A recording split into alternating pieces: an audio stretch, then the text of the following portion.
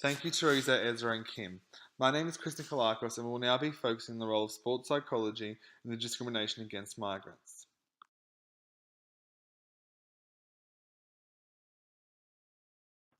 So, what is sports psychology? The principles of psychology applied in the context of sport or exercise setting is an application of psychology referred to as exercise and sports psychology.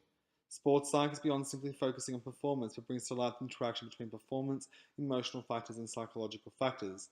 There are many roles a sports psychologist undertakes, including providing clinical or counseling support to athletes through anxiety and stress management, performance enhancement, concentration and mental preparation, communication skills and conflict resolution, health and wellness coaching, goal setting, as well as in research and in education.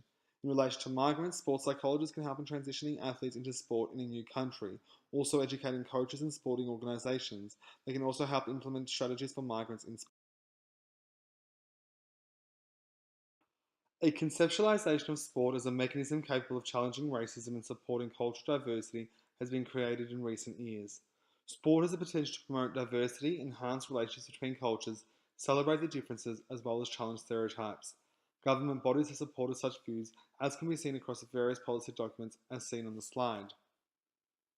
Organised sport can be an entry point for migrants and refugees, transitional support, a way to build community understanding, a mechanism to promote health and well-being, and a way in which to build opportunity and provide a racial and cultural bridge.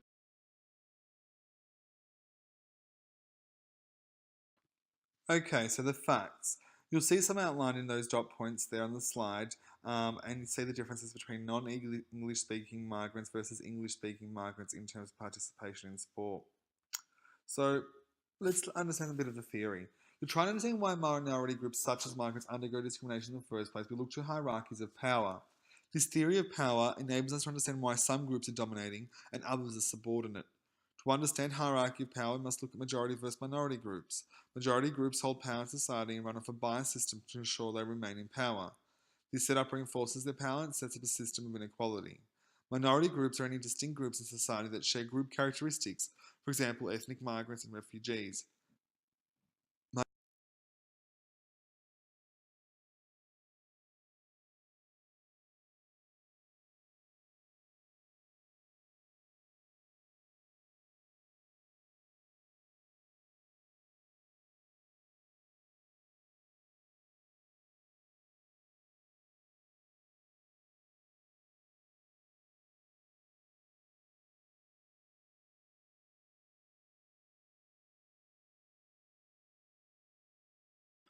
So, just to paint the picture and give a bit of background, although there are many known cases of discrimination towards Aborigines in Australia, in line with our study, we focus on non Aboriginal minority ethnic communities which have migrated here to Australia. The historical context and place of Australian sport in relation to race, ethnicity, and culture is heavily tied to the streams of immigration. Initially, dominant elite white settlers introduced British sports like cricket and horse racing, but later, completely unique Australian sport was created Aussie rules football, which became the most prominent sport played in the suburbs, being newly arrived immigrants settled. Some clubs even affiliated with ethnic communities, and AFL also provided financial rewards to elite level players, whereby these players became role models for young males from their communities. Alongside sport, the Englishmen who colonised Australia unfortunately brought with them a set of assumptions and thought patterns that still influence our thinking today. A sexist and ethnocentric viewpoint that placed the English gentleman at the pinnacle of global civilization. These thought patterns lingered on and remain embedded in our culture today, leading to recent cases of discrimination towards migrants, where just in 2014, Magic Doll, a North Melbourne Kangaroos player, was racially abused during a match. Also in 2014, Nick Natanui, a West Coast Eagles player, was racially abused on 3 accounts through social media. Not only have incidents like these occurred on the field, but sports commentators have also contributed to such behaviour. In 2014, a rugby league commentator, Warren Ryan, made a racial remarks during live commentary, forcing him to later resign. In terms of inclusion, it is important to note that even when sport participation is racially and ethnically mixed, power in sports is still not readily shared, so the movement of minorities into coaching and administrative positions should also be considered. On this slide, there is a list of 8 of the most popular Australian sports organisations and the programs which are offered.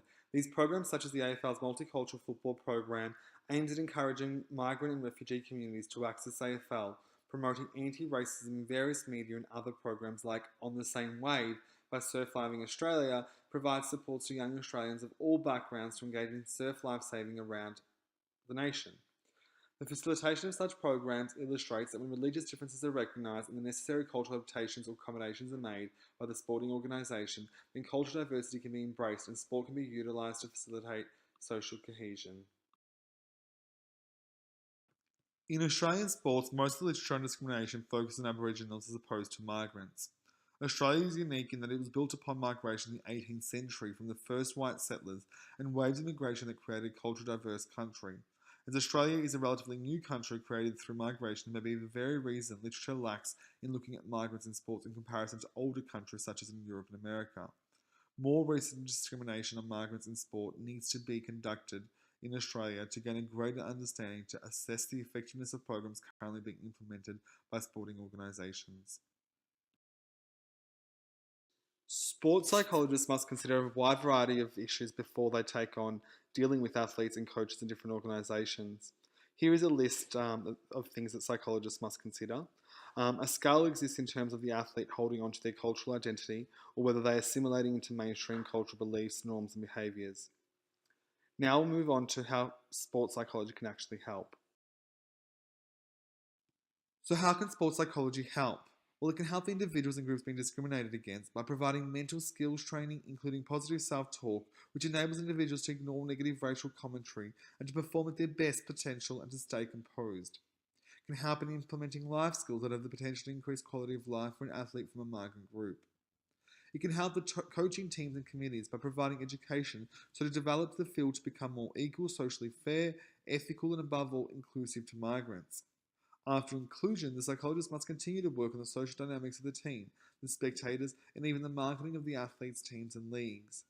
Thirdly, the communities and society as a whole, by working with large sporting codes and government bodies to provide expert opinion on multicultural programs and migrant inclusion programs to ensure athletes' participation and performance are not impacted.